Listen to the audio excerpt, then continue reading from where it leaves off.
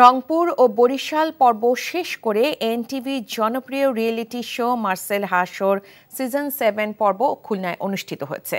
প্রতিযোগিতায় খুলনা বিভাগ হতে ইয়েস কার্ড পেয়েছেন 5 জন। এই উপলক্ষে দিনভর উৎসবমুখর ছিল খুলনা শিল্পকলা একাডেমি প্রাঙ্গণ। 5 শতাধিক প্রতিযোগীর মধ্য থেকে ইয়েস কার্ড পান 5 জন। বিচারকের দায়িত্ব পালন করেন কমেডিয়ান ইশতিয়াক নাসি, শান মজুমদার ও অভিনেত্রী সুষমা সরকার।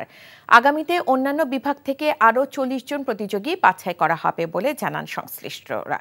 তাদের নিয়ে সাজানো হবে রিয়েলিটি শো মার্সেল হাসর সিজন 7-এর মূল পর্ব।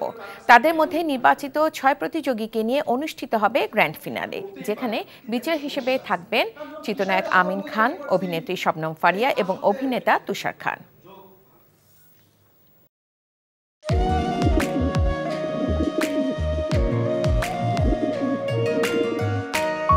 আমি রাশেদ। আমি সুফিয়া। আপনার পোষা কবুতর, আপনার মায়া এখনো ছাড়তে পারেনি, এর জন্য উড়ে চলে আসছে। মায়া হচ্ছে ম্যাজিকের মতো, একবার মায়া বললে সহজে ভোলা যায় না। তুমি কি পাগল? আমি পাগল তো। সুফিয়া,